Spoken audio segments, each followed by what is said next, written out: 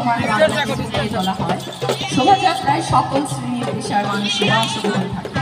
1989 সাল থেকে এই শোভাযাত্রা পহেলা বৈশাখ উৎসবের অন্যতম আদর্শ।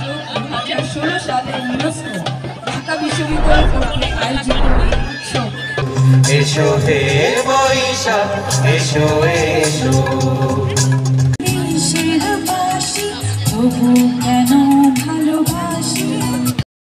C71 নরার ধন্যবাদ। ব্যাকগ্রাউন্ডের শুভ নববর্ষ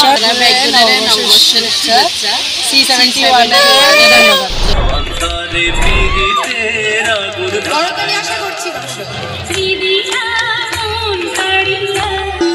একই ছাদের নিচে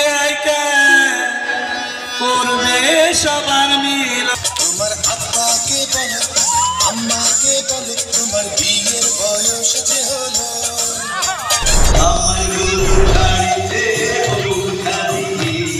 জ্বালা দিয়েন না, দূরে যাইয়েন না, মইরা গেলে আমায় খুঁজে পাইবেন না। পহেলা বৈশাখ বাংলাদেশের বাংলাদেশের সবচেয়ে বড় অসাম্প্রদায়িক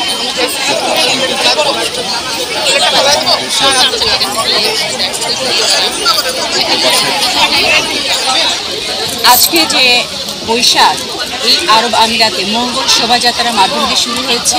এরপরে সাংস্কৃতিক প্রোগ্রাম এবং নানা ধরনের বাংলাদেশি খাবারে ভরপুর আজকের এই আয়োজন।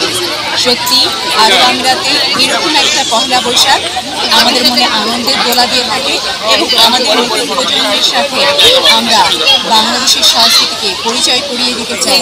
বাংলাদেশ সংস্কৃতি বৈচিত্র্যময় সংস্কৃতি এবং সারা বিশ্বের ধারক বাহক। তোমার কথাতে আমি হব রাজকুমার।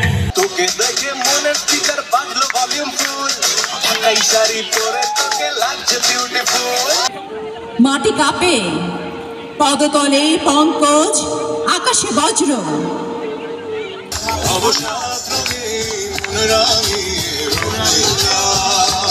কি গরিব তোমার বাজে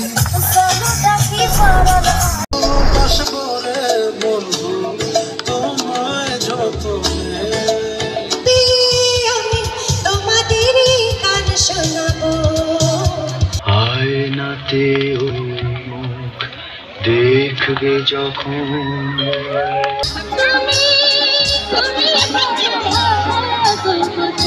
অন্তরে পীড়িতের আগুন আশা করছি আমার কাছে কবু আসো না তো।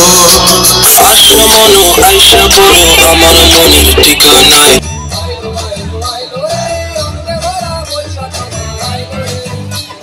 গরুর বুকর এক টুকরো বাংলাদেশ মঙ্গল শোভাযাত্রার মধ্যে দিয়ে এই নববর্ষ উদযাপন গড়াগি।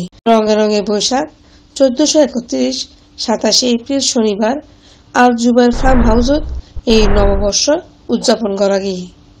এই বৈশাখী অনুষ্ঠানের আয়োজক হিসাবে আসিলদি সমাজসেবক, রাজনীতিবিদ, সংস্কৃতমনা আহমেদ আলী জাহাঙ্গীর ও তার সহধর্মিনী রোমানা আক্তার।